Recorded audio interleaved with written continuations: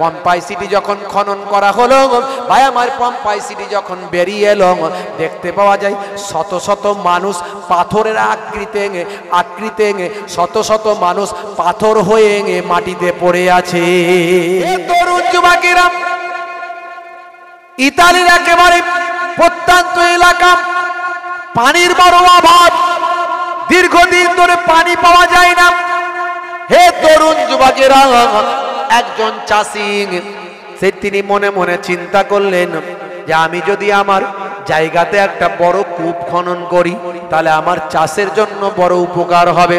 এই চিন্তা ভাবনা নিয়ে যেমনই চিন্তা করা তেমনই কাজ করা ভাই আমার, দীর্ঘদিন ধরে কূপ খনন করতে শুরু করলেন। যত গভীরে যাচ্ছেন পানি কিন্তু পাওয়া যায় না, কারণ প্রত্যন্ত এলাকা, ওখানে পানির বড্ড অভাব বাবা। হে তরুণ যুবকেরা, গবেষণাটা হয়েছে কবে, পরীক্ষাটা হয়েছে কবে ভাই আমার 1890-91 খ্রিস্টাব্দে। হে তরুণ যুবকেরা, ওই চাষি মাটি খুঁড়তে খুঁড়তে খুঁড়তে খুঁড়তে খুঁড়তে খুঁড়তে অনেক গভীরে চলে গেল। এই গভীরে যাওয়া আমার কিছু কম বেশি প্রায় 100 ফুট ভাইরা আমার, এই 100 ফুট অন্তত গভীরে চলে গেল। এই গভীরে যাওয়ার পরে দেখেন একটা নতুন শহরের জন্ম হয়। নতুন শহর একটা বেরিয়ে এলো, প্রাচীন শহর। এই শহরটা কিন্তু ইতিহাসে বিখ্যাত। এই শহরটার নাম ইতিহাসের পাতায় পম্পাই সিটি বলে খ্যাত। পম্পাই সিটি, এই পম্পাই সিটি একটা শহর ছিল।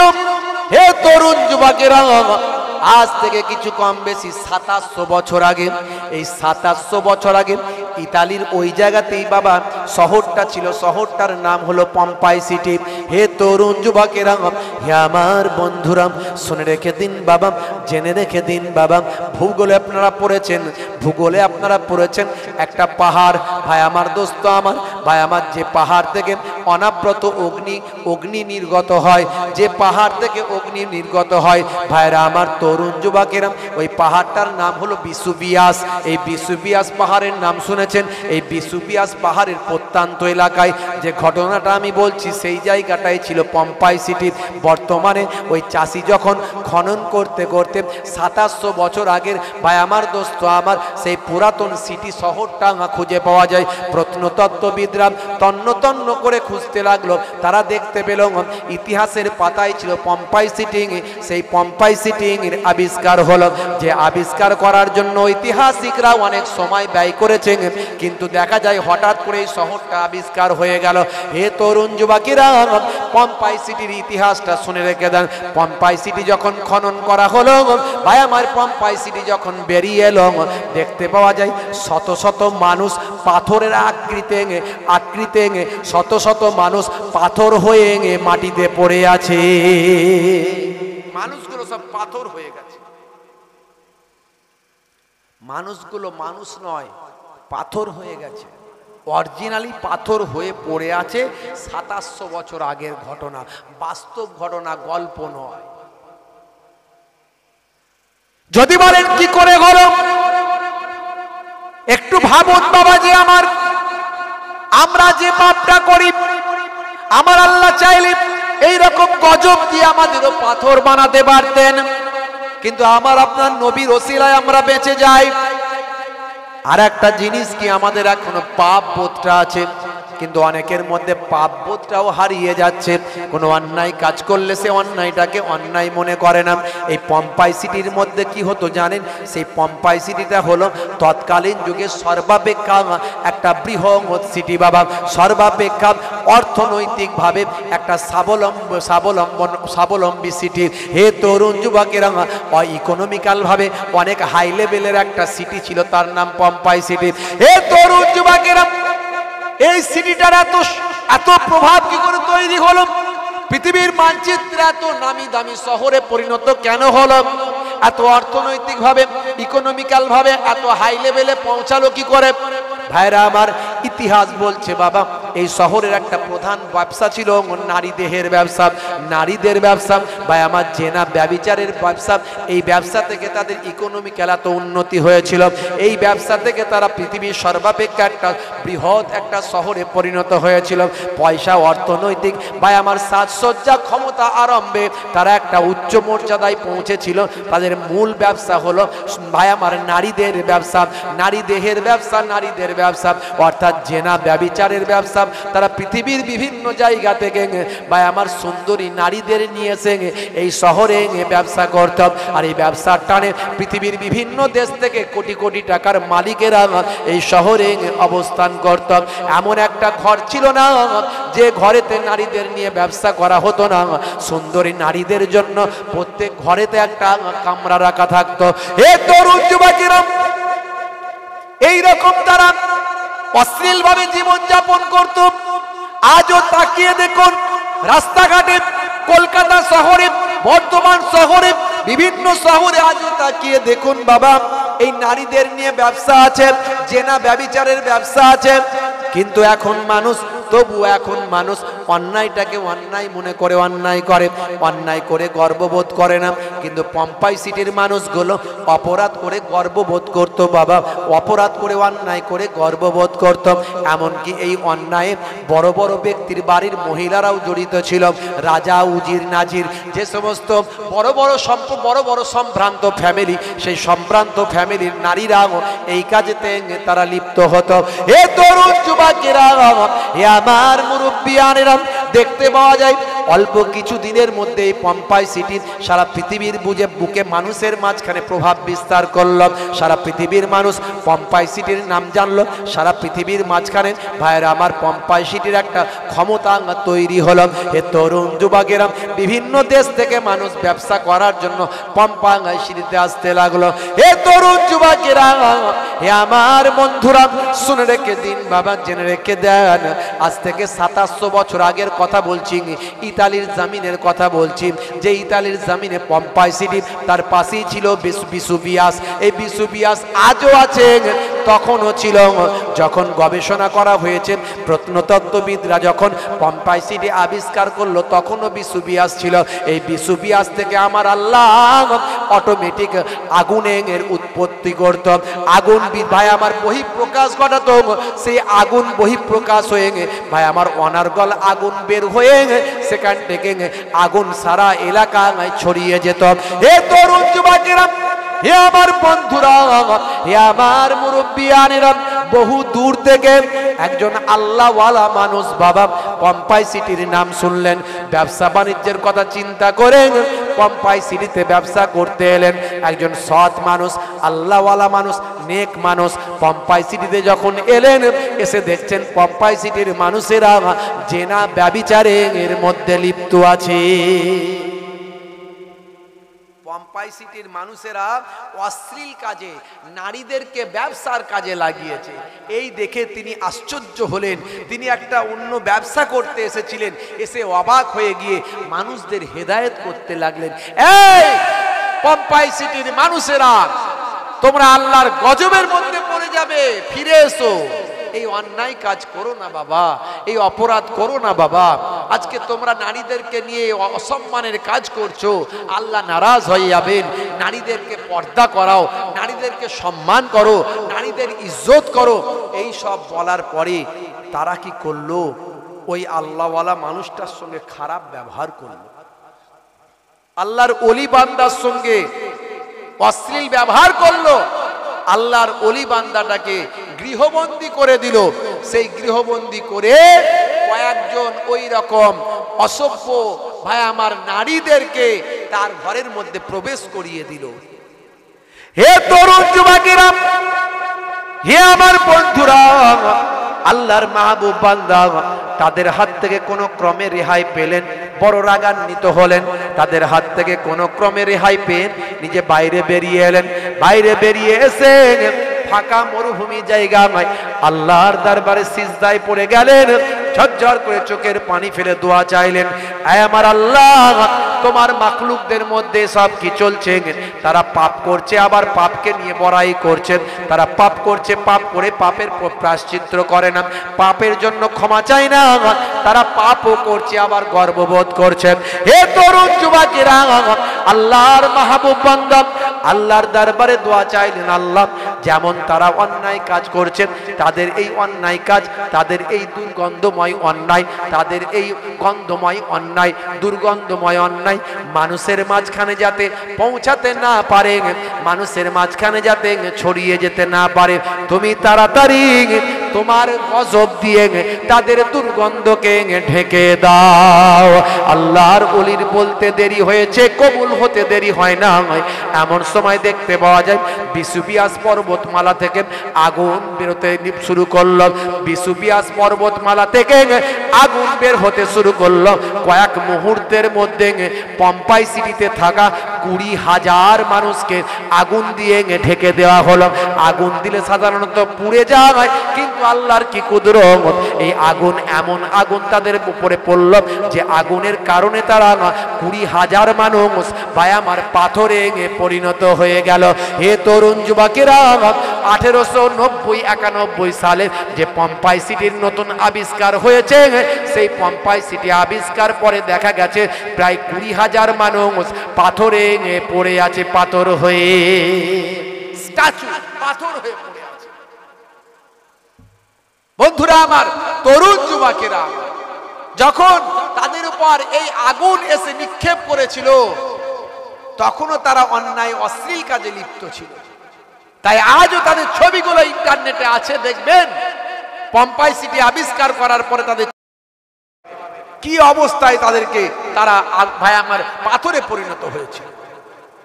বন্ধুরা আমার, আপনারা আমার ঈমানকে মজবুত করুন, সিরাতুল মুস্তাকিম পথের প্রতীক হয়ে যান, পাপ থেকে দূরে সরে আসুন, অশ্লীলতা থেকে দূরে সরে আসুন। মুসলমানের ছেলে বুক ফুলিয়ে বলে, হয়েছি বাপের বেটা, মরবো একদিন, ভয় কিরে, চল এগিয়ে চল, দেখা যাবে। হাই রে হাই মুসলিম তুমি। বন্ধুরা আমার, তরুণ যুবকেরা আমার, মুসলমানের ছেলে, আজকালকার পোলা দেখো সঠিক পথে চলে না, পিতামাতা গুরুজনের কথা তারা শোনে না। আজকালকার পোলা দেখো সঠিক পথে চলে না, পিতামাতা গুরুজনের কথা তারা শোনে না। চুলগুলো ছোট ছোট, প্যান্ট শার্ট আটো সাটো, সুজোরা পায়ে দিয়ে, পেছনে ব্যাগ নিয়ে, লাল লাল জুতো পায়ে, চোখে কালো চশমা, দুই চোখ মেলে খোঁজে বেদের মেয়ে জোসনা, গায়ে হাতে ট্যাটু আঁকা, হেঁটে চলে আঁকা বাঁকা।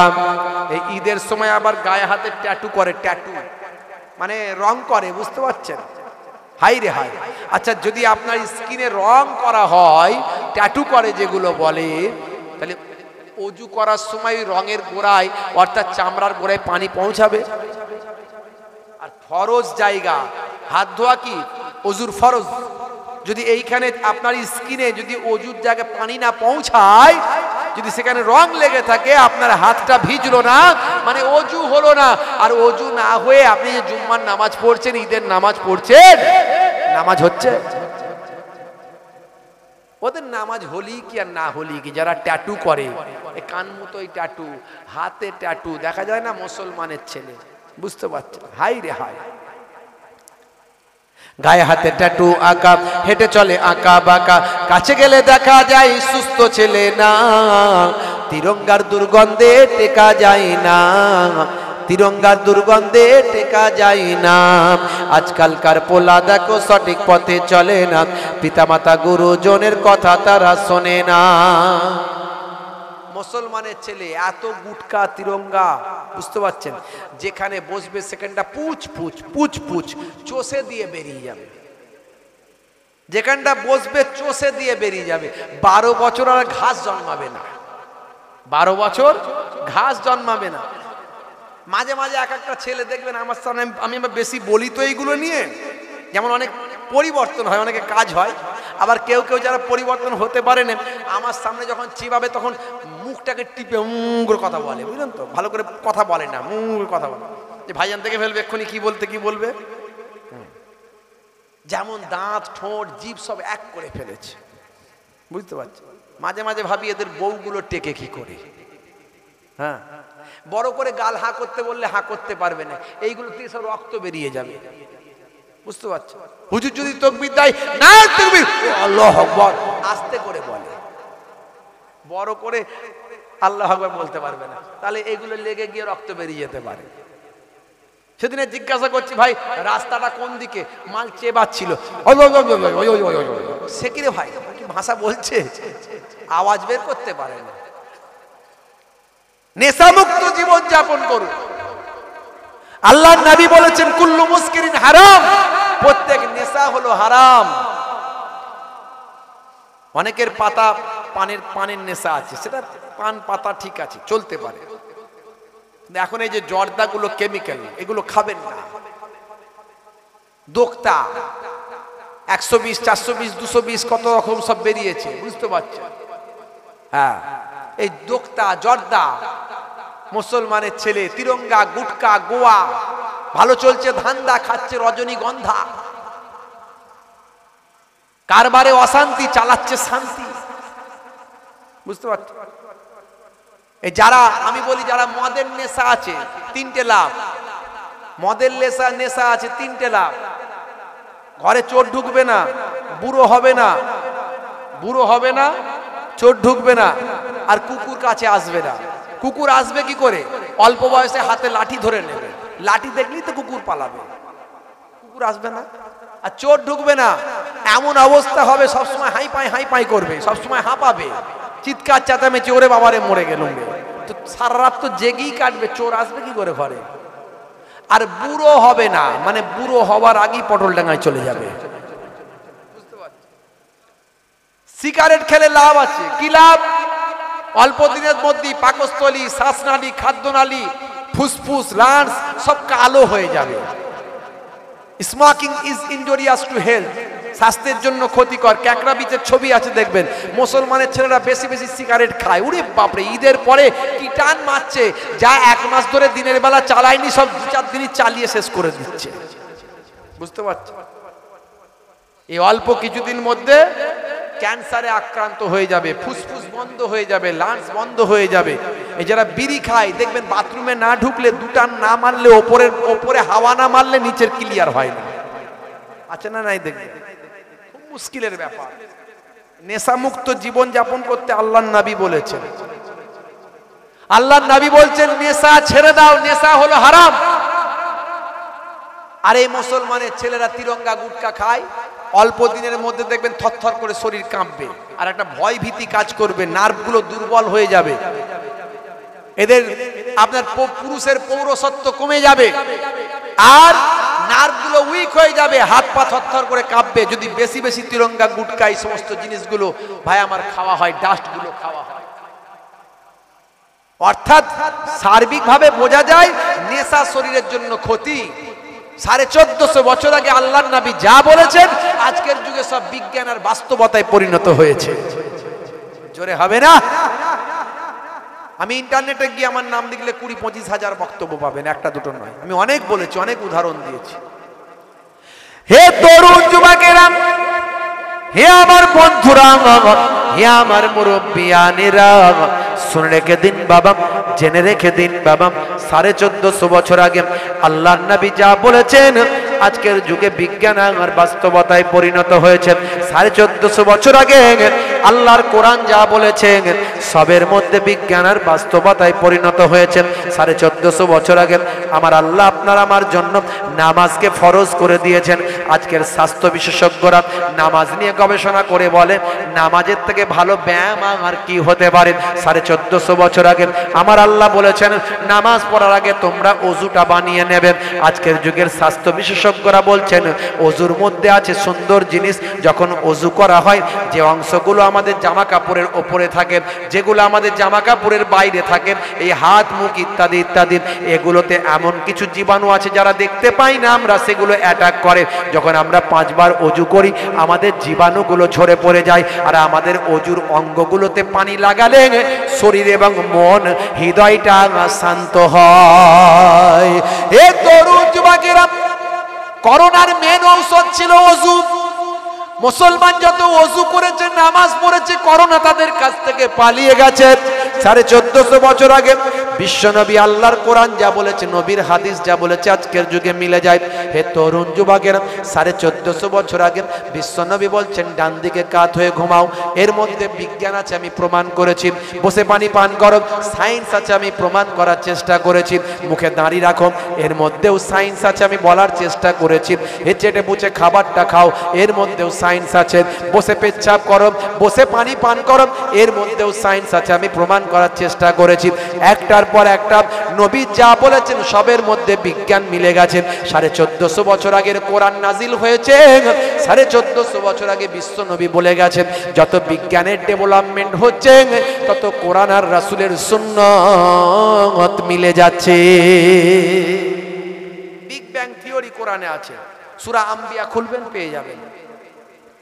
2 সমুদ্র আবিষ্কার হয়েছিল 1942 সালে, আমি ওয়াজ করেছি, দেখবেন 2 সমুদ্রের পানি দেখেছেন আপনারা, একসঙ্গে মিলেছে কিন্তু কালার আলাদা, কারো কালার একসঙ্গে ফেড হয়ে যায়নি।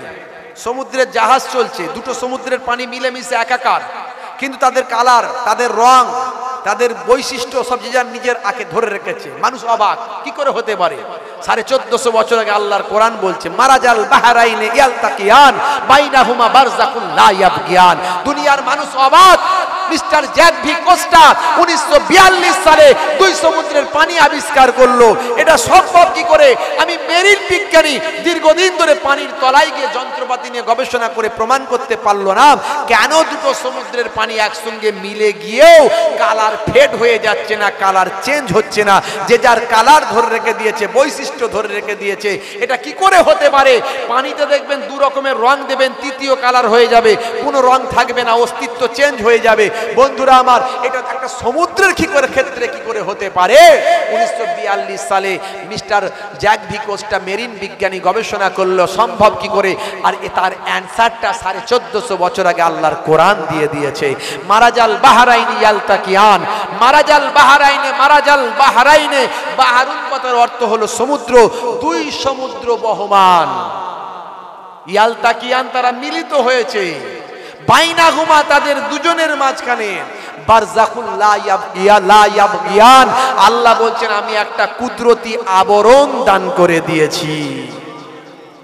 বন্ধুরা আমার, তরুণ যুবকেরা আমার, আল্লাহর নবী বলছেন মুসলমানের উপর মুসলমানের হক হলো 5টা অথবা 6টা। হাক্কুল মুসলিমি আলাল মুসলিমি খামস, রাদ্দুস সালাম ওয়া ইয়াদাতিল মারিজ ওয়া ইত্তিবাইল জানাইজ ওয়া ইজাবাতুদ দাওয়াত ওয়া তাসমিয়াতিল আতিস। হে তরুণ যুবকেরা, আল্লাহর নবী এখানে 5টা অথবা 6টা হকের কথা বললেন। যা বললেন সবের মধ্যে বাবা একটা বাস্তবতা আছে, বিজ্ঞানসম্মত আছে, সবের মধ্যে একটা নীতি নৈতিকতা আছে, আজকের যুগের প্রাসঙ্গিকতা আছে বাবা সবের মধ্যে। আমি সব নিয়ে আলোচনা করতে পারতাম কিন্তু করব না। হাক্কুল মুসলিম আলাল মুসলিমে খামস, মানেটা শুধু বলে দিচ্ছি, মুসলমানের উপর 5টা হক। রাদ্দুস সালাম, সালামের জবাব দেবে, যখন সালাম দেবে সালামের জবাব দেওয়া একে অপরের হক।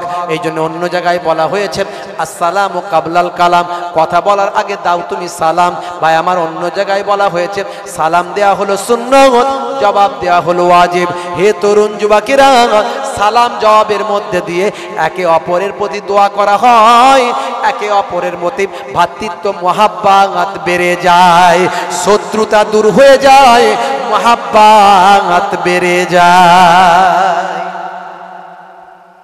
সবাইরই একটা অভিবাদন আছে, দেখা হলে কেউ দেয় নমস্কার মানে নত হলাম, কেউ দেয় গুড মর্নিং মানে শুভ সকাল, গুড ইভিনিং শুভ সন্ধ্যা, গুড নাইট। আর আমাদের ইসলাম বলছে সকালে দেখা হোক রাতে দেখা হোক, ভালোই দেখা হোক মন্দই দেখা হোক, আসসালামু আলাইকুম তোমার উপর আল্লাহর শান্তি বর্ষিত হোক, ওয়া আলাইকুম আসসালাম তোমার উপরেও আল্লাহর শান্তি বর্ষিত হোক। আর এখানে বলা হচ্ছে গুড মর্নিং, শুভ সকাল, শুভ দুপুর, শুভরাত্রি। এখন শুভরাত্রি, আপনি আপনার বন্ধুকে বলছেন শুভরাত্রি, গুড নাইট। এখন তার রাতের বেলা 35 বার পাতলা পায়খানা, গুড নাইট না ব্যাড নাইট? বলুন বলুন, গুড নাইট না ব্যাড নাইট? Bad night. তাহলে রাগ হওয়ারই কথা, তুই আমাকে, আমার অবস্থা খুব খারাপ, এখন গুড নাইট বলছিস আমাকে? কি কথা ঠিক না বল? কিন্তু ইসলাম কি শিখিয়েছিল? আসসালামু আলাইকুম। তোমার ব্যাড হোক আর গুড হোক, আল্লাহর রহমত তোমার উপর অবতীর্ণ হোক।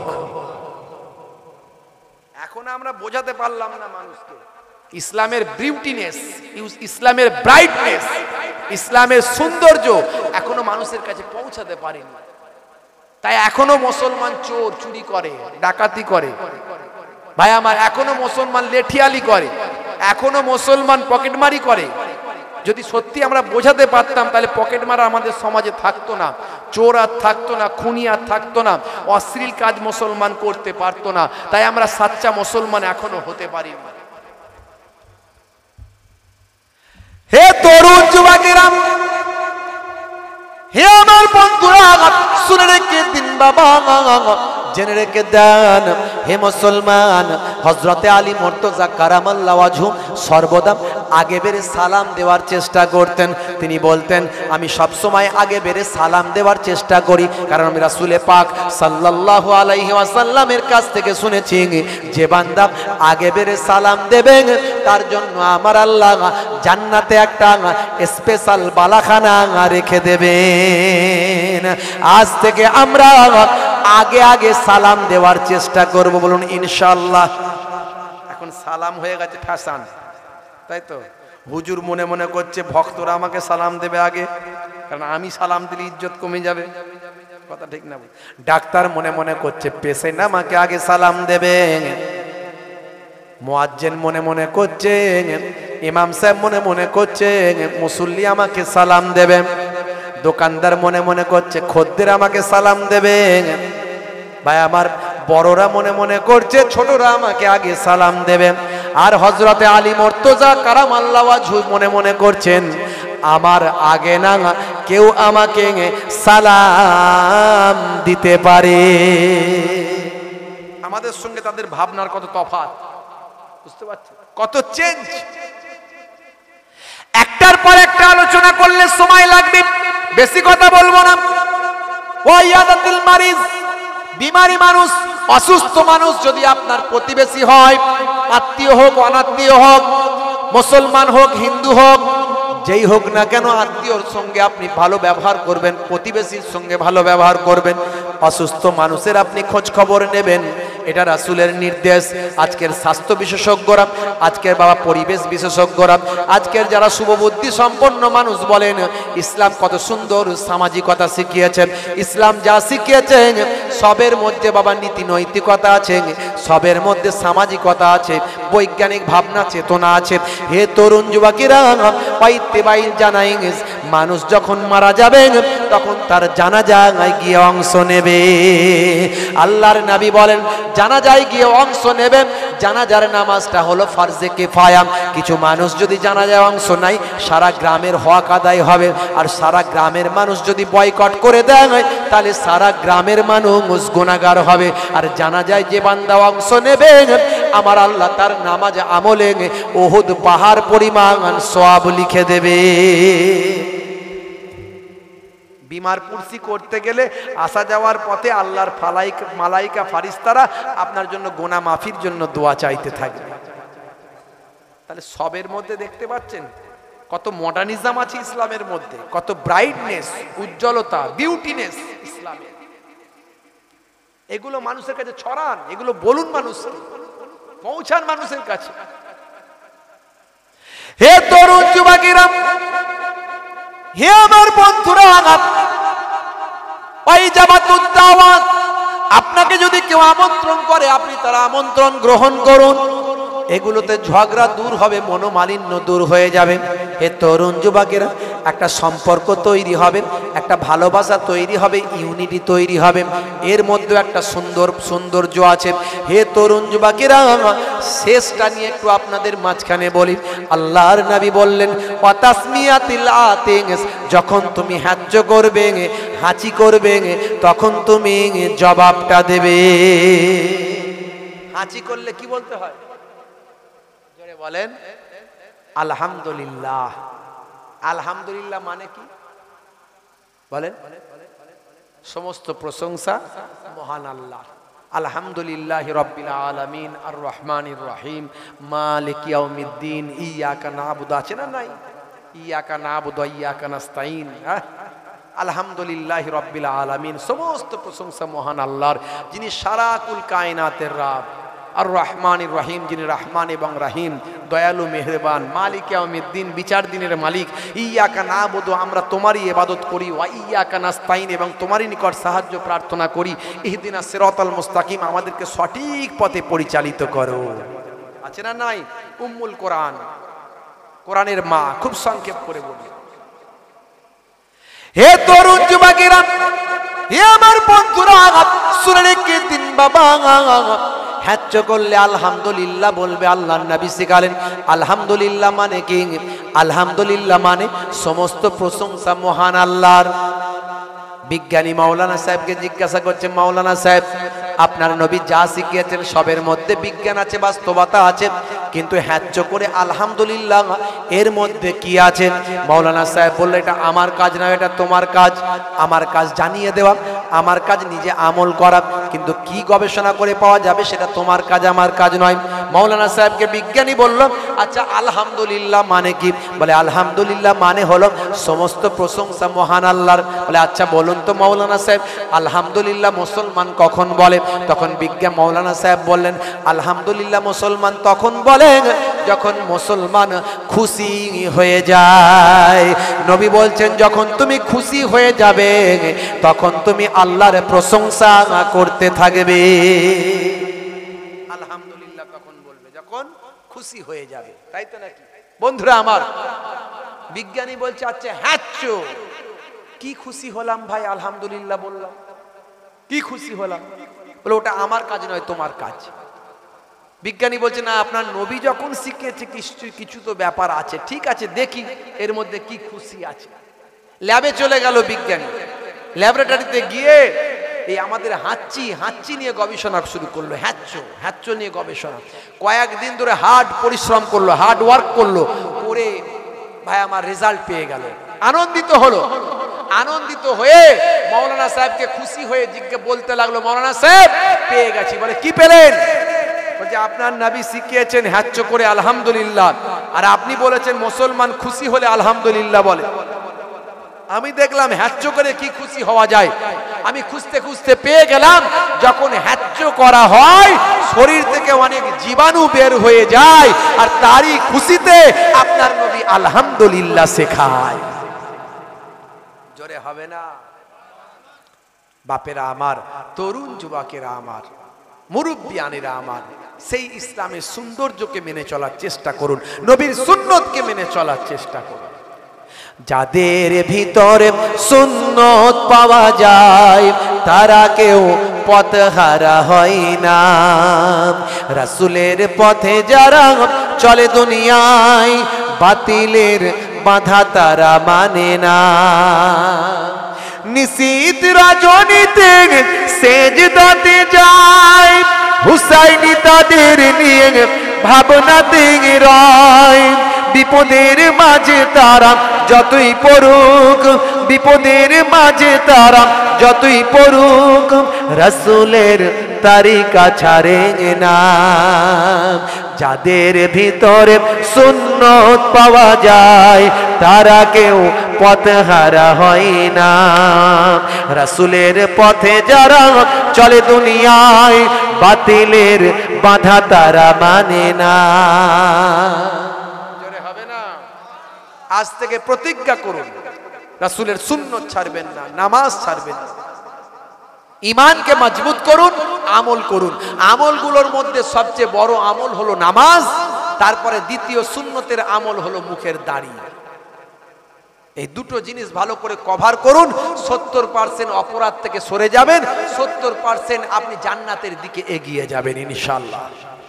বন্ধুরা আমার, তরুণ যুবকেরা, মুরব্বিয়ানেরা, হে তরুণ যুবকেরা, হে আমার বন্ধুরা, হে আমার মুরব্বিয়ানেরা, শুনে রেখে দিন বাবা, জেনে রেখে দেন। হে মুসলমান, একটুখানি লক্ষ্য করুন বাপেরা আমার, তরুণ যুবকেরা আমার, একটু খেয়াল করুন বাবেরা আমার। হে তরুণ যুবকেরা আমার, একটুখানি আল্লাহ এবং রাসূলের পথে ফিরে আসুন। তাদের আখলাক চরিত্রটাকে মেনে নিন, আউলিয়া কেরামদের আখলাক চরিত্রটাকে মেনে নিন, সাহাবায়ে কেরামদের আখলাক চরিত্রটাকে মেনে নিন, নবীন, সিদ্দিকিন, শুহাদা, সালেহিনদের ভালোবাসুন। আল্লাহর নির্দেশটাকে মেনে চলুন। 5 ওয়াক্ত নামাজি হয়ে যান, নেশামুক্ত জীবন যাপন করুন, ঈমানকে মজবুত করুন, আমলটা করতে থাকুন। বন্ধুরা আমার, আমলগুলোর মধ্যে সবচেয়ে বড় আমল হলো নামাজ।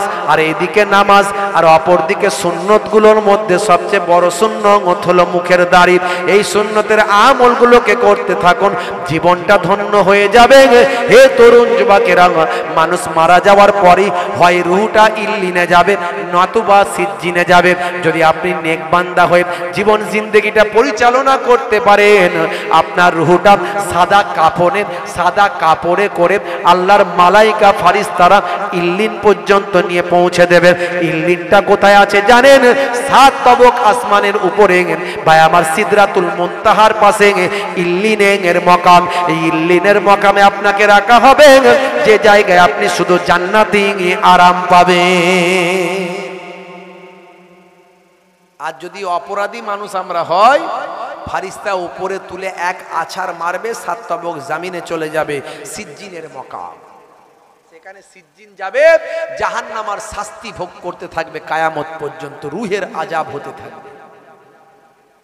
বন্ধুরা আমার, তরুণ যুবকেরা আমার, মুরব্বিয়ানেরা, হে তরুণ যুবকেরা, হে আমার বন্ধুরা, শুনে রেখে দিন বাবা, আল্লাহর মাহবুব বান্দাদের ভালোবাসবেন, আলেমে হাক্কানীদের সঙ্গে সম্পর্ক রাখবেন।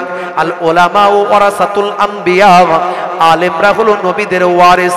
ওলামা ও উম্মতি কা আম্বিয়ায়ে বানি ইসরাইল, আলেম ওলামারা হলো নবী বলেন বানি ইসরাইল যুগের নবীদের পর্যায়ভুক্ত। হে তরুণ যুবকেরা, হে আমার মুরব্বিয়ানেরা, আমার আল্লাহ কোরআন মাজিদে অর্ডার করলেন, আতিউল্লাহ ওয়া আতিউর রাসূল ওয়া উলিল আমরি মিনকুম। তোমরা আমি আল্লাহ আমার ইতাআত করো, আমার রাসূলের ইতাআত গোলামিটা করো। আল্লাহ এবং রাসূলকে যারা পরিপূর্ণভাবে মেনেছে, এরা হলো আল্লাহর মাহবুব বান্দা, আলেমে হাক্কানি, ওলিয়ে কামেল। এরা হলেন উলিল আম। এইরকম উলিল আম, আল্লাহর আলেম বান্দা, ওলি বান্দাদের গোলামি করো। কোরআনে আছে। যারা ভাই আমার নতুন সব এখন দল বেরিয়েছে না, আগে রাজমিস্ত্রির কাজ করতো, এখন শায়েখ হয়ে গেছে। আগে মোবাইল রিপেয়ারিং এর কাজ করতো, মোবাইলে গান লোড করতো, ব্যবসা করতো, এখন শায়েখ হয়ে গেছে। তারা বলছে ওলি আবার কি? আমরা সবাই তো ওলি। বুঝতে পারছেন? অত সহজ নয়। ওলি মানে বন্ধু, আল্লাহর বন্ধু সবাই হয়ে যাবে দুনিয়ার মানুষ। ইবাদত করা লাগবে না। হ্যাঁ, সারা জীবন মিথ্যা কথা বলে সেও ওলি হয়ে যাবে। সারা জীবন গান লোড করলো মোবাইলে, এখন শায়েখ হয়ে ওলি হয়ে গেছে। আখেরি জামানা।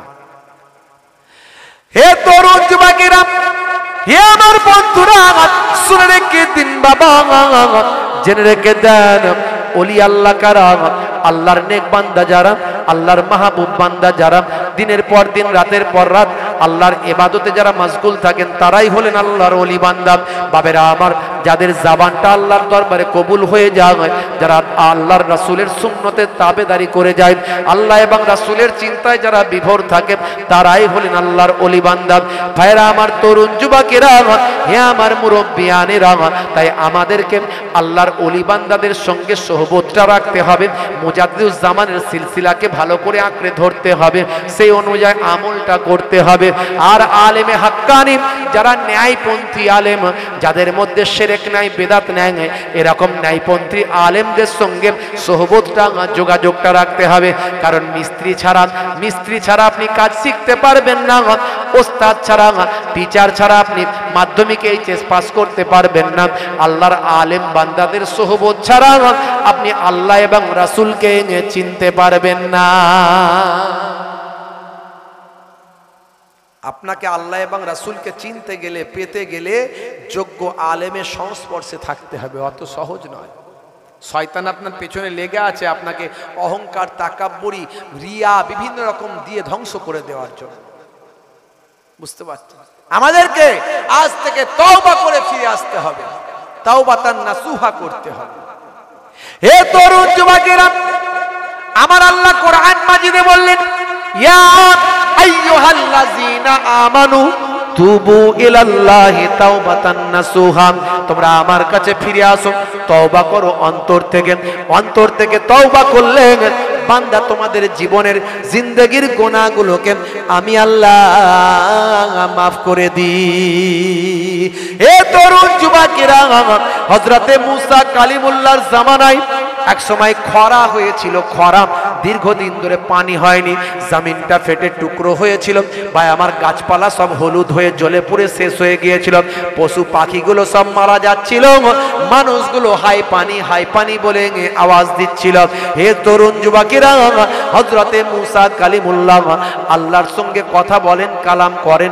মানুষজন এসে হযরতে মুসা কালিমুল্লাহর কাছে ভিড় করল, ও আল্লাহর পয়গম্বর, আপনি আল্লাহর সঙ্গে কথা বলেন, আল্লাহর কাছে দোয়া চান, আর আমরা কষ্ট সহ্য করতে পারি না।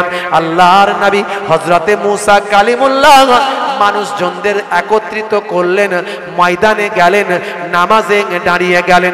2 রাকাত, ভাই আমার দোস্ত আমার, 2 রাকাত নামাজে দাঁড়িয়ে গেলেন। বাবা, এ তরুণ যুবকেরা আমার, হে আমার মুরব্বিয়ানেরা, শুনে রেখে দিন বাবা, নামাজের জন্য ইস্তেসকার নামাজ, 2 রাকাত ইস্তেসকার নামাজ পড়ার জন্য মনস্থ করলেন। বাবেরা আমার, অনেকে মনে করে আমাদের নবী থেকে নামাজ রোজা, না, আদম নবী থেকেই নামাজ রোজা ছিল, সমস্ত নবীদের জামানাতেই নামাজ রোজা ছিল, কিন্তু এরকম ধারাবাহিক ছিল না বাবা। হযরতে মুসা কালিমুল্লাহর জামানাতে 2 ওয়াক্তের নামাজ ছিল। হযরতে মুসা কালিমুল্লাহ নামায় আমার পানির চাওয়ার জন্য ইস্তেসকার নামাজ পড়লেন। ইস্তেসকার নামাজ পড়ে আল্লাহর দরবারে মোনাজাত করলেন, আমার মাবুদ আল্লাহ, আপনি আমার সঙ্গে কথা বলেন, আমি আপনার কাছে দোয়া চাই। মানুষগুলো বড় বিপদে আছে, গাছপালা সব শেষ হয়ে গেছে, জমিন ফেটে গেছে, অনাহারে মানুষ দিন কাটাচ্ছে, আপনার কাছে দোয়া চাই, আপনি আকাশ থেকে অফুরন্ত পানি নাজিল করুন। হযরতে মুসা কালিমুল্লাহ যত দোয়া চায় তত সূর্যের পাওয়ার আরো বেড়ে যায়। কষ্ট হচ্ছে আপনাদের? কারা কারা চান না হাত তুলে দেখান তো দেখি। সবাই চান? আচ্ছা, কারা কারা চান হাত তুলে দেখান তো দেখি। ফজর পর্যন্ত হবে? সত্যি বলছেন? কিছু জন ভয় পেয়ে যাবে, বাপরে বাপ, ছেড়ে দে মা, কেঁদে বাঁচি, এখনই শেষ করব, এখনই এইটুকু বলে দিয়ে শেষ করব। বাপেরা আমার, তরুণ যুবকেরা আমার, যত মুসা কালিমুল্লাহ দোয়া চাইছে, আকাশ থেকে কালো মেঘ হয়ে পানি হওয়া তো দূরের কথা, সূর্যের প্রখরতা, সূর্যের তেজ আরো বেড়ে যাচ্ছে। এমন সময় মুসা কালিমুল্লাহ, আল্লাহ তুমি আমাকে পয়গম্বর বানিয়েছো, আমার সঙ্গে কথা বলো, এত ইজ্জত দিয়েছো, আর আমার দোয়া তুমি কবুল না করে সূর্যের আরো তেজ বাড়াচ্ছ, তা আমি লোকেদের কাছে অপমান হয়ে যাচ্ছি। আমাকে তুমি সম্মান দিয়েছো, নবী বানিয়েছো না। আল্লাহ বলেন, হে মুসা, আমি তোমাকে অপমান করতে চাই না। কি করে আমি পানিটা দেবো বলো? তোমার এই ভেজাল ভিড়ের মধ্যে, এই নামাজিদের মধ্যে একজন ভেজাল লোক ঢুকে আছে। সে কি বলে? হ্যাঁ। আল্লাহ বলেন, হে মুসা, 40টা বছর ধরে আমি আল্লাহর একদিনও ইবাদত করেনি, ওই লোক তোমার এই ভিড়ের মাঝখানে ঢুকে আছে। ও যতক্ষণ থাকবে আমি পানি দেব না। মুসা কালিমুল্লাহ বলে আল্লাহ ঠিক আছে। রেগে গেলেন, রেগে বলে এই কে আছো? 40 বছর আল্লাহকে আল্লাহ বলে ডাকুনি, ইবাদত করুনি, কে আছো ভিড়ের মাঝখানে? বেরিয়ে যাও, তোমার জন্য পানি হচ্ছে না, বেরিয়ে যাও। মুসা কালিমুল্লাহ তাড়াতাড়ি মারছে। আচ্ছা, যে ভিড়ের মাঝখানে ছিল সে কি সত্যি বেরিয়ে যাবে না আরো লুকিয়ে পড়বে? যদি বেরিয়ে যায় লোকে চিনে ফেলবে না? ঘরে টেকা যাবে, গ্রামে টেকা যাবে, টিকতে পারবে না। সে মাথা নিচু করে ফেলেছে, মাথা নিচু করে আরো লুকিয়ে পড়েছে। হে তরুণ যুবকেরা, হে আমার বন্ধুরা, হে আমার মুরব্বিয়ানেরা, শুনে রেখে দিন বাবা, জেনে রেখে দিন বাবা, এমন সময় ওই মানুষটা মাথা নিচু করে চোখ ভরা পানি, বুক ভরা বেদনা নিয়ে আল্লাহর দরবারে দোয়া চাইতে লাগলো, ইস্তেগফার করতে লাগলো। মাবুদ আল্লাহ, আমি অন্যায় করেছি, 40টা বছর তোমার ইবাদত করিনি, কিন্তু তুমি আমাকে আজকের দিনে তাড়িয়ে দিও না, আজকের দিনে ঘুরিয়ে দিও না, আমাকে অপমান করো না, বেইজ্জত করো না, নবীর কাছে ধরিয়ে দিও না, মানুষের কাছে সম্মানটা নষ্ট করো না। তুমি গরিবের আল্লাহ, ধনীর আল্লাহ, ছোটর আল্লাহ, বড়র আল্লাহ, জিদ্দাকে মুর্দা করতে পারো, মুর্দাকে জিন্দা করতে পারো, তুমি অপরাধীকে তুমি পবিত্র করতে পারো, আর তুমি সবকিছুই ক্ষমতা তোমার হাতে। মুসা নবীর আল্লাহ তুমি, মুসা নবীর মুরিদদের আল্লাহ তুমি, সাহাবীদের আল্লাহ তুমি, আর আমার মতো পাপীর তুমি ছাড়া তো আমার দ্বিতীয় কেউ আল্লাহ নাই। আমার আল্লাহ, আমি তোমার কাছে দোয়া চাই, ইস্তেগফার করি, তওবা করি, আজকের দিনে যদি তুমি আমার ইজ্জতটা বাঁচিয়ে দাও, তুমি আমার সম্মানটা বাঁচিয়ে দাও, তুমি আমার ইজ্জতটা যদি আজকের দিনে বাঁচিয়ে দাও, মানুষের কাছে যদি তুমি আমার আয়েবটা না খুলে দাও, যদি মানুষের কাছে আমার সম্মানটা বাঁচিয়ে দাও, আমি কথা দিচ্ছি জীবনে জিন্দেগিতে আর কখনো তোমার ইবাদত ছাড়ব না। হে তরুণ যুবকেরা, অন্তর থেকে তওবা করলাম, তাওবাতান নাসুহা করলাম, আল্লাহর কাছে কেঁদে কেঁদে দোয়া চাইলাম। দোয়া চাইতে দেরি হয়েছে, সঙ্গে সঙ্গে আকাশের সূর্য ডুবে গেল, কালো মেঘ অবতীর্ণ হলো, কালো মেঘ অবতীর্ণ হয়ে অফুরন্ত পানি জমিনের উপর ভাসিয়ে দিল।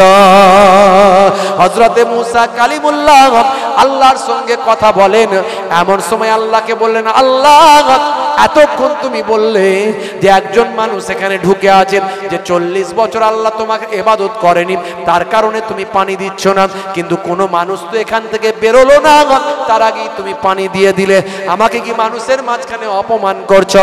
আল্লাহ বললেন, না না না, হে নবী মুসা কালিমুল্লাহ, শুনে রেখে দাও, এতক্ষণ আমি যার জন্য পানি দিচ্ছিলাম না, এখন আমি তার জন্য ওই পানি দিলাম।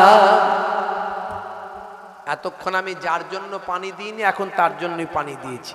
সে কি বলে? আল্লাহ বলে, হ্যাঁ, এটাই বান্দার সঙ্গে আল্লাহর সম্পর্ক। মুসা সে এখন তওবা করেছে, ইস্তেগফার করেছে, তাই আমি তার দোয়াকে কবুল করে নিয়ে তার খাতিরই এক্ষুনি পানিটা নাজিল করে দিয়েছি। মুসা কালিমুল্লাহ বলল, আল্লাহ তাহলে ঠিক আছে, তুমি তার সঙ্গে একটু পরিচয় করিয়ে দাও। আল্লাহ বললেন, না হে মুসা, তার সঙ্গে তোমার পরিচয় করাবো না, তুমি তাকে চিনে ফেলবে, তুমি তাকে চিনে ফেলবে। আর আমি আল্লাহ, আমার জন্য এটা নয় যে আমি আমার বান্দাকে অন্যের কাছে অপমানিত করে দেব, এটা আমি করতে পারবো না।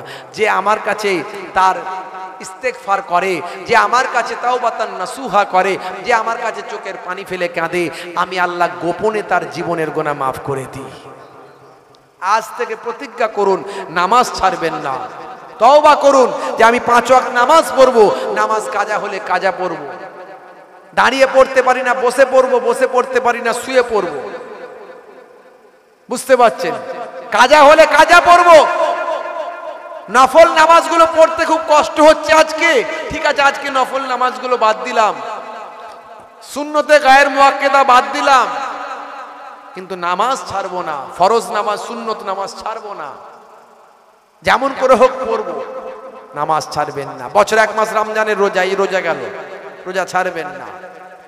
আর যত সুন্নতের কথা বললাম, সবচেয়ে বড় সুন্নত, কবরে গেলে কোন সুন্নত দেখা যাবে না, একটা সুন্নত দেখা যাবে, সেটা হলো মুখের দাড়ি। কবরে যখন দিয়ে দেওয়া হবে, মুনকার নাকির ফারিস্তা এসে বলবে, মান রব্বুকা, দেখতে পাবে মুখে দাড়ির দেখা, হতে পারে ওই দাড়িটাই হবে নাজাতের জারিয়া। বিরাট কোহলি দাঁড়িয়ে রেখেছে, লিওনেল মেসি, হরভজন সিং, মনমোহন সিং, নরেন্দ্র মোদী, পৃথিবীর বড় বড় নায়ক, গায়ক, খেলোয়াড়, প্লেয়ার, নেতা, মন্ত্রী। আমার আপনার দাঁড়িয়ে রাখতে লজ্জা কিসের? কায়ামতের একটা দিনের তুলনায় কয়েক মিনিট, কয়েক সেকেন্ড বেঁচে আসেন, লজ্জা কিসের? বাঁচবেন তো বাঁচবেন, ইমানের সঙ্গে বাঁচুন। মরে গেলে দাম থাকবে, মরে গেলে আল্লাহর দরবারে মূল্য হবে। আপনি যদি আল্লাহ ওয়ালা হয়ে যান, কায়ামত পর্যন্ত আপনার জিসিমটাকে পোকামাকড় মাটি ছুঁতে পারবে না। আর যদি আল্লাহ ওয়ালা হয়ে না যায়, আমার আপনার ওই নাভিটুকু থাকলে থাকতে পাবে, 1 বছরের মধ্যে হাড় হাড্ডি পর্যন্ত মাটি খেয়ে ফিনিশ করে দেবে। বুঝতে পারছেন? কবরের আযাব পড়ে নেবেন। আমি ইন্টারনেটে বলেছি, আজ বলবো না, তাই আমি আপনাদের কাছে কথা দিয়ে গেলাম। তওবা করুন অন্তর থেকে, 5 ওয়াক্ত নামাজটা পড়ুন, মুখের দাড়িটা রাখুন, রাসূলকে ভালোবাসুন, নবীকে সবচেয়ে বেশি ভালোবাসবেন। বুঝতে পারছেন? লা ইউমিনু আহাদুকুম হাত্তা আকুনা আহাব্বা ইলাইহি মিন ওয়ালিদিহি ওয়া ওয়ালাদিহি ওয়ান নাসি আজমাইন। যতক্ষণ পর্যন্ত সব কিছুর থেকে নবীকে বেশি না ভালোবাসো, সাচ্চা মুমিনই হতে পারলে না। নবীকে ভালোবাসুন, আউলিয়ায়ে কেরামদের ভালোবাসুন। মুজাদ্দিদুজ জামান দাদা পীর হুজুর পীর কেবলা রাহমাতুল্লাহ, আপনাদের দাদা হুজুর, আমার পলানা জান হুজুর, হুজুর কেবলার সেই সিলসিলার মানুষ আমরা। হুজুর কেবলার সিলসিলাকে ভালোবাসুন, মেনে চলুন। বুঝতে পারছেন? আউলিয়ায়ে কেরামদের ভালোবাসুন। যে যে আউলিয়া আছেন, ওলি আছেন, সবাইকে আমরা ভালোবাসি। এই মহাব্বত মেনে চলুন। আখেরি জামানা, এখন মোবাইলে বড় বড় বক্তা সব শায়েখ বেরিয়ে গেছে। আগে মোবাইল রিপেয়ারিং করতো, এখন শায়েখ। আগে রাজমিস্ত্রি করতো, শায়েখ। আরবি উচ্চারণ করতে পারে না, কোরআন পড়লে ভুল পড়ে, মারুফ মাজহুলের জ্ঞান নাই ভাই আমার, সেকা বাহাসের জ্ঞান নাই ভাই আমার, তারকিব তাহকিকের জ্ঞান নাই। বড় বড় বক্তা সেজে বসে আছে। বুঝতে পারছেন? খালি ঝগড়া করতে শিখেছে, তর্ক করতে শিখেছে। তর্ক করে ভাবছে ইসলামকে জিতিয়ে দেবে। তর্ক করেছিল ইবলিস শয়তান আল্লাহর সঙ্গে। আল্লাহ বললেন তোমার তর্কে কোনো কাজ নাই, ফাখরুজ, বেরিয়ে যাও, গেট আউট ফ্রম হিয়ার, আমার কাছে তোমার কোনো স্থান নাই। আবা ওয়াস্তাকবারা ওয়া কানা মিনাল কাফিরিন, তুমি তাকাব্বুর করেছো, অহংকার করেছো, বেয়াদবি করেছো, কাফেরদের অন্তর্ভুক্ত হয়ে গেছো। ইবলিস শয়তানের থেকে বড় আলেম কেউ ছিল না, ইবলিস শয়তানের থেকে বড় আমলওয়ালাও কেউ ছিল না। বুঝতে পারছেন? জামানা বাপজি আমার, ঈমানকে বাঁচান। বুঝতে পারছেন? কত রকমের দল মত, বক্তা মাওলানার আবির্ভাব ঘটবে। মোবাইলে ওয়াজ শুনবেন ঠিক আছে, কিন্তু আমল করবেন না। আমলটা করবেন একজন জাননেওয়ালা আলেমের পরামর্শ অনুযায়ী আমলটা করবেন। ফোনটা করে নেবেন। বুঝতে পারছেন? আপনার যেই আলেম আছে তার সঙ্গে যোগাযোগ করবেন। আমার সঙ্গে অনেকে রবিবারে রবিবারে যোগাযোগ করে, ভাইজান এটা বলছে কি করব, এটা লোকে বলছে কি করব। এটা করবেন না, এটা করুন। এটাই হলো দাদা হুজুর কেবলা সহি আকীদা, সহি মাসলা, এটা করুন। বেঁচে গেল। আখেরি জামানা, ঈমান বাঁচানো খুব মুশকিল। রাসূলের হাদিস বাবা, কিয়ামতের দিনে হাতের তালুতে, আখেরি জামানায় কিয়ামতের আগে হাতের তালুতে আগুন রাখা সহজ হবে, ঈমান রাখা কঠিন হয়ে যাবে। তালুতে আগুন রাখা সহজ হবে, ঈমান রাখা কঠিন হয়ে যাবে। আর সেই সময়ই এসে গেছে। কোনটা করবো আর কোনটা ছাড়বো রে বাবু, কোনটা ঠিক আর কোনটা ভুল। বুঝতে পারছেন? তাহলে দাদা হুজুর কেবলা কি ভুল করে গেল না কি রে বাবু? হ্যাঁ, যত বাংলার আলেম ওলামা আছে 6টা হাদিসের সনদ পায়। 6টা হাদিস, বুখারী, মুসলিম, তিরমিজি, আবু দাউদ, নাসাই, ইবনে মাজাহ। আর আমার আপনার পীর মুজাদ্দিদুজ জামান মদিনা শরীফ থেকে 40টা হাদিসের সনদ পেয়েছিলেন। জোরে হবে না? অত বড় আলেম তারে ভুল করলো, আমরা ঠিক করছি, তাই তো নাকি? ওইসব বক্তারা ওই আগে মোবাইল রিপেয়ারিং করতো, রাজমিস্ত্রি করছো, ওসব ঠিক করছে। আখেরি জামানা বাপ আমার, ঈমান বাঁচানো বড্ড দায়। যাই হোক, আপনাদের খেদমত থেকে বিদায় নেবে। এসব আলোচনা অনেক করেছি। প্রত্যেকে 3 বার সূরা ফাতিহা, আলহামদুলিল্লাহ শরীফ, 3 বার সূরা ইখলাস, কুল হুয়াল্লাহু শরীফ, 3 বার দরুদ শরীফ পাক তেলাওয়াত করেন। আখেরি মোনাজাত।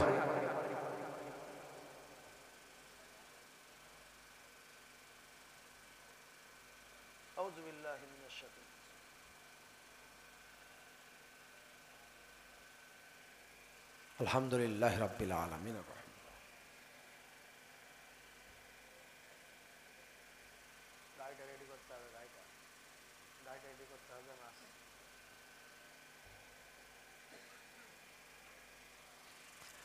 قل هو الله الصمد لم يلد ولم يولد ولم يكن له كفوا احد.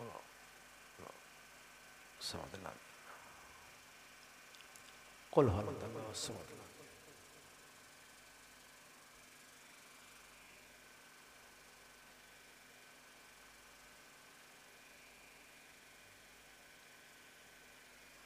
আল্লাহুম্মা সাল্লি আলা সাইয়্যিদিনা সাফিনা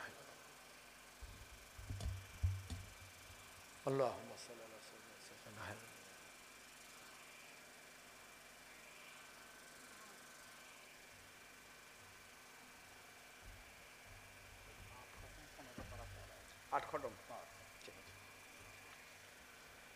আমার সঙ্গে একবার তওবা ইস্তেগফার করেন, সকলে পড়েন আস্তাগফিরুল্লাহ রাব্বি মিন কুল্লি যামবিন ওয়া আতুবু ইলাইহি লা হাওলা ওয়ালা কুওয়াতা ইল্লা বিল্লাহিল আলিউল আযীম। তাবারুক কি তাবারুক রেডি করে ফেলেন, তাবারুক সব রেডি করে ফেলেন, প্যাকেট যারা দেবেন তারা রেডি করে ফেলেন। যে যা পড়লেন আমাকে উকিল করুন, আল্লাহুম্মা আমিন। রব্বানা আতিনা ফিদ দুনিয়া হাসানা ওয়া ফিল আখিরাতি হাসানা ওয়া কিনা আযাবান নার। রব্বানা যালামনা আনফুসানা ওয়া ইল্লাম তাগফির লানা ওয়া তারহামনা লানাকুনান্না মিনাল খাসিরিন। আল্লাহুম্মা আগফির লিহাইয়িনা ওয়া মাইয়িতিনা ওয়া শাহিদিনা ওয়া গায়বিনা ওয়া সাগীরিনা ওয়া কাবীরিনা ওয়া যাকারিনা ওয়া উনসানা। আল্লাহ, এ আমার মাবুদ, এ আমার স্রষ্টা, সন্ধ্যা থেকে ওয়াজ নাসিহাত হয়েছে, ওলামা হযরতরা ওয়াজ নাসিহাত করেছেন, আমি টোটাফোটা জাবানে কিছু বললাম। আল্লাহ, খাতমে কোরআন যা কিছু পড়া হয়েছে 8 খতমের বেশি, তেলাওয়াতে কালাম পাক, দরুদ শরীফ, ইমাম সাহেব সম্মানীয় মোহতারাম ইমাম সাহেব যা কিছু পড়েছেন, মাওলানা সাহেব আমার ভাই, মাশাআল্লাহ যারা ওয়াজ নাসিহাত করেছেন, নাত গাজাল